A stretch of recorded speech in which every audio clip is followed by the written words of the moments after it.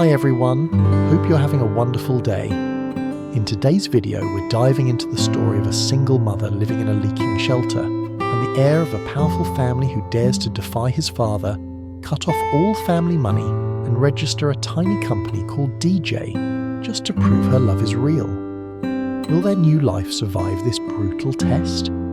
If you enjoy this kind of story, don't forget to subscribe so you won't miss the next episodes. The late afternoon sun slipped through the gaps in the shelter roof, sketching thin lines of light across the dusty floor. Diep sat on an old wooden chair by the doorway, phone pressed to her ear, shoulders heavy from the day but voice trying to stay warm. On the other end, Aunt Huyen's voice crackled through, cheerful and a little out of breath. "Just picked Nee up," she laughed. "She's over here fighting the other kids for toys." Just hearing her daughter's name made Diep's chest tighten and soften at once. "Auntie," she tried to sound casual, "I was thinking of coming over tonight to bring Nee back. I cooked a little something here at the shelter. I want to have dinner with her." There was a short pause. In her mind, Diep could see Aunt Huyen glancing around the noisy play area, dodging kids as they ran past. "Actually, I was planning to take her to the city centre tonight," she said gently. "There's a ball pit, some play areas, maybe the mall so she can change the scenery. She misses you. She also needs to laugh and relax a bit, you know." The words hit deep like a small wave. She smiled, but her fingers tightened around the phone. "Then, could you keep her for a few more days?" she asked quietly. "Over here I haven't cleaned anything yet. The roof still leaks, the floor's a mess. I'm afraid she'll feel sad if she comes back and sees everything like this. And her dad just lost his job. I don't even know how we're going to get stable again." Unspoken worries flashed through her mind. School fees, rent, food. The way Nee might look at this broken shelter and wonder why her life changed so fast. "Don't overthink it," Aunt Huyen replied, voice warm and firm. "You need to eat properly, rest, get your strength back. Nai is here with me. I'm looking after her like my own grandchild. When you and her dad are in a better place, we'll figure things out. When she's back in school, she'll have friends, routine. Things will slowly get better." For a moment, the only sounds in the shelter were the wind slipping past the door and the faint hum of motorbikes. Diep blinked away the sting in her eyes and forced a small laugh. "Okay, then I'll trouble you for a few more days. I hope I'm not being a burden." "You're not a burden at all," she said. "Now let me take her out for a little trip, and tonight I'll send you some photos so you don't miss her too much." "Yes, thank you so much." The call ended. The shelter fell silent again. Diep stared at the black phone screen for a beat, then took a deep breath and switched over to James's contact. Her heart fluttered in a completely different way. She hit call. It rang twice. "Hello?" James's voice came through, calm but a little tired. "James..." The tone softened right away. "Are you free tonight? I just cooked some food. If you're done with work, can you come back here and eat with me? I accidentally made a bit too much. I don't think I can finish it alone." A short, warm chuckle came through the speaker. "I'm already on my way back," James replied. "Give me about an hour and I'll be there. Save some food for me." "Okay, drive safely. I'll wait." This time, when the call ended, the shelter didn't feel quite so empty. Diep pushed herself up, wiped her palms on her worn pants, and walked back toward the tiny cooking corner where a pot on the single gas stove was bubbling. Outside, the wind slipped through the cracks and rattled the makeshift walls. The half-finished kitchen stood with tools scattered everywhere, a hammer, a few planks, a short stack of tiles. Near that space, the carpenter, a middle-aged man with sun-darkened skin, was still measuring boards, a pencil tucked behind his ear. Diep stepped closer. "Uncle," she called, politely inviting him, "I cooked extra tonight. If you're not too busy, stay and have dinner with me and James." He looked up, wiped sweat from his forehead and smiled. "Thank you, but I still need to rush to another job to keep up with the schedule," he said, shaking his head.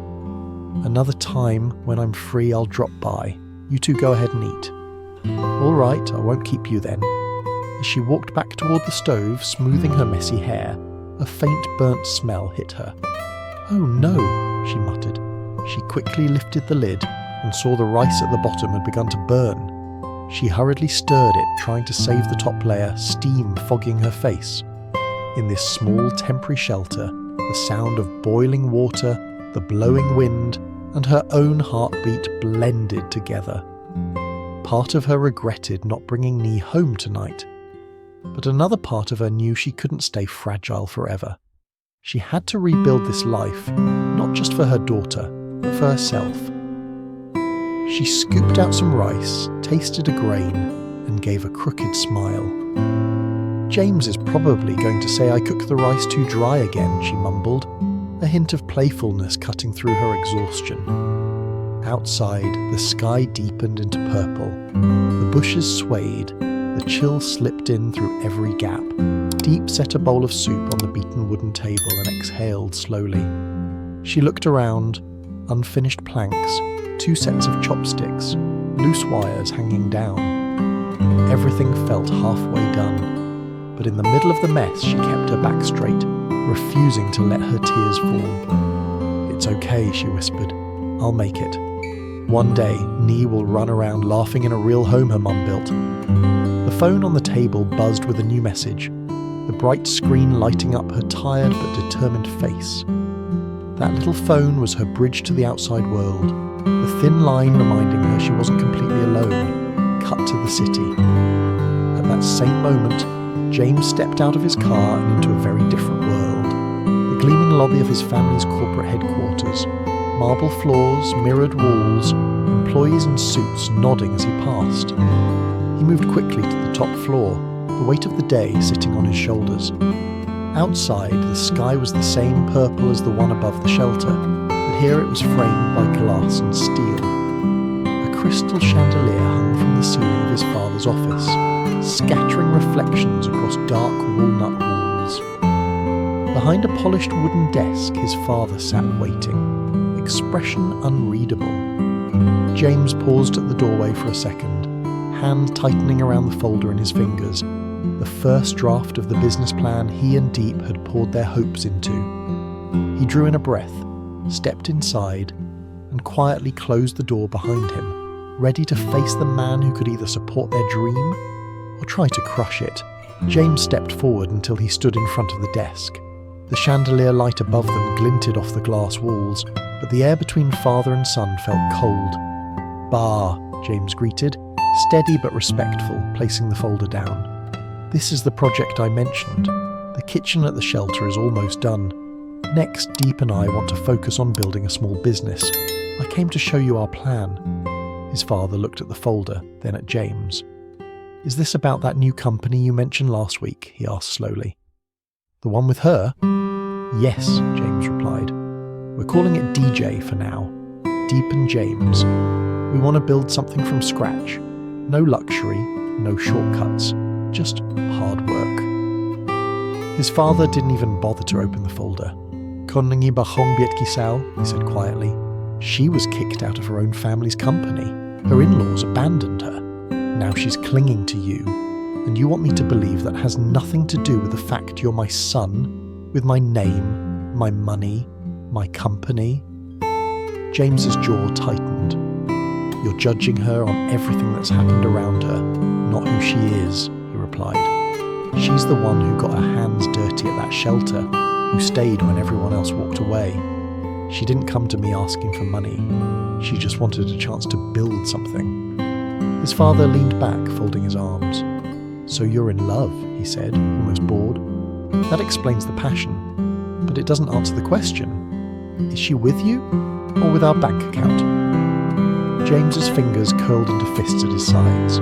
"If I only used our bank account," he shot back, "I'd never know, would I?" Silence stretched. The ticking of the wall clock grew louder. His father studied him, eyes narrowing slightly. Then he nodded once, as if coming to a decision. "Fine," he said. "If you want to know, then we test it. No money from the family, no connections, no name dropping. You use your personal savings.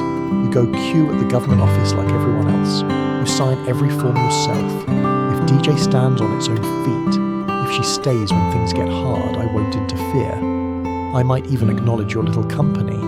He paused, letting the words sink in. "But if you fail, If the business collapses, if she walks away, you end it. No more excuses, no more begging me to understand. You stop this relationship. And you come back here and do what you were meant to do. Are we clear? The room seemed to shrink around James. He could feel his pulse in his ears. Through the glass, the city lights sprawled out like another universe. Distant, unreachable. "This is her life you're turning into a test," he said quietly. "This is your life I'm trying to protect," his father replied, just as quiet. "The terms stand. Take them or leave them." James thought of the shelter's crooked walls, the burnt rice, the way Diep always tried to smile even when her voice shook. He thought of Nee, who hadn't seen her mother in days. He thought of the way his own heart felt lighter, just from hearing Diep say, "Joy." Finally he nodded. "I'll take them," he said. "No family money, no family name, just me and her. If that's not enough, then I misjudged everything. But I don't think I did."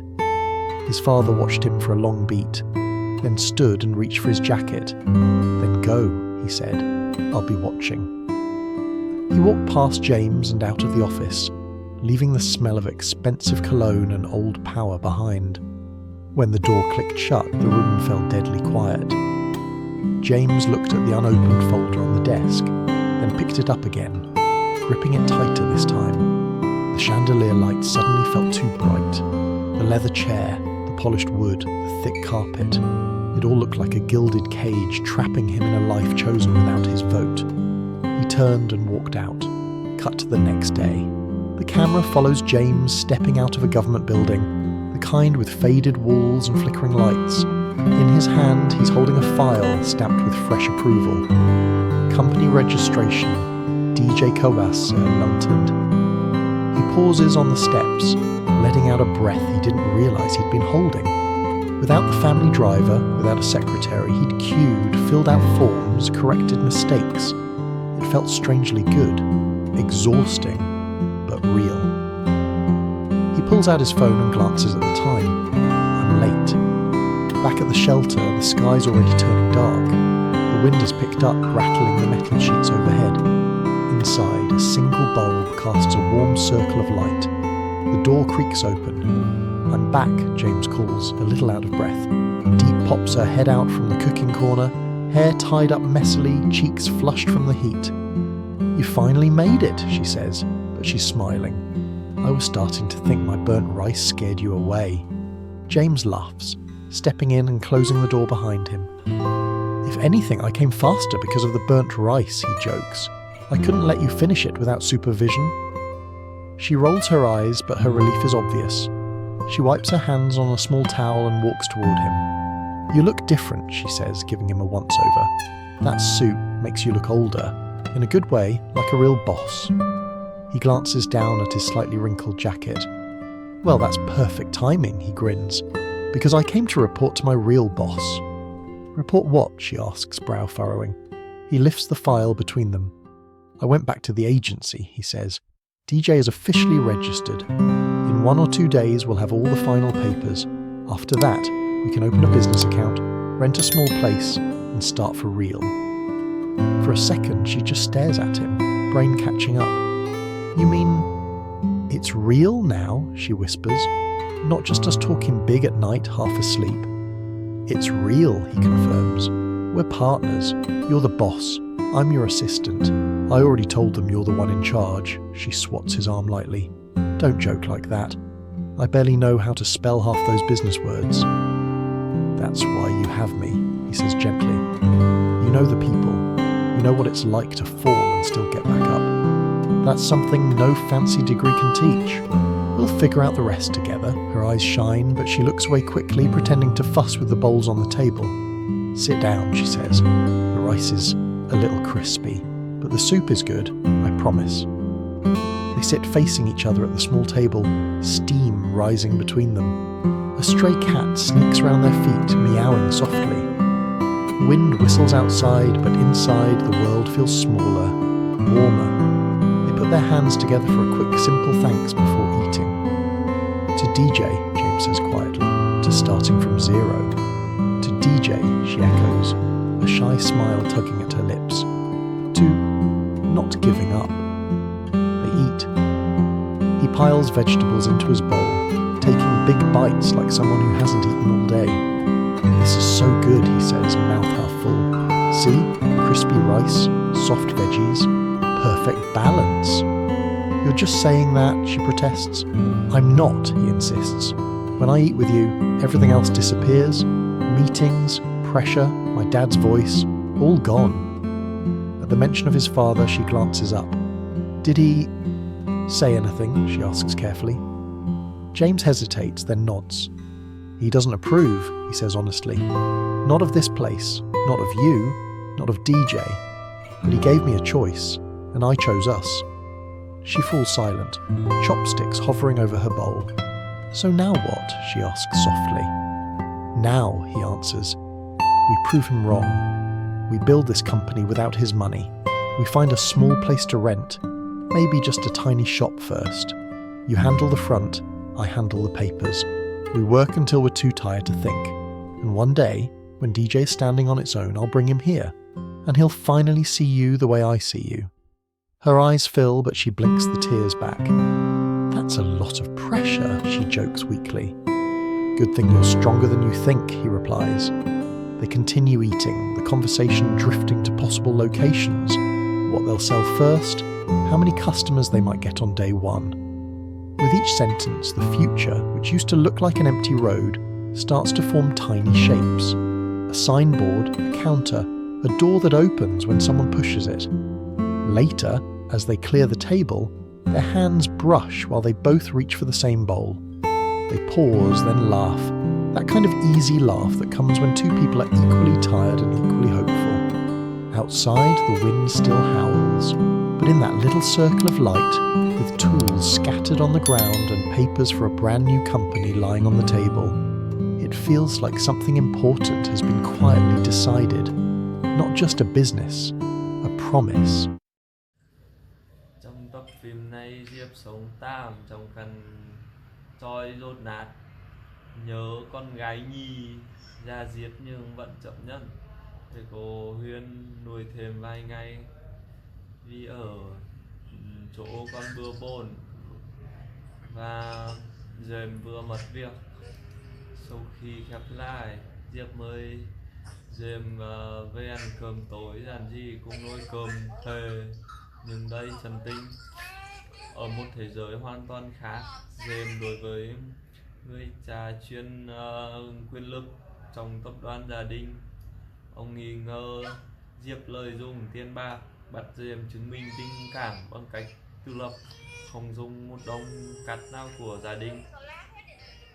Nếu thất bại phải chia tay, Diệp chấp nhận thử thách, tự đi đăng ký công ty đi gì. Cuối ngày anh trở lại căn tròi nhỏ, thông báo tin vui, cùng Diệp ăn bữa cơm nghe mà ấm áp, mở ra hành trình trùng đây trùng gai.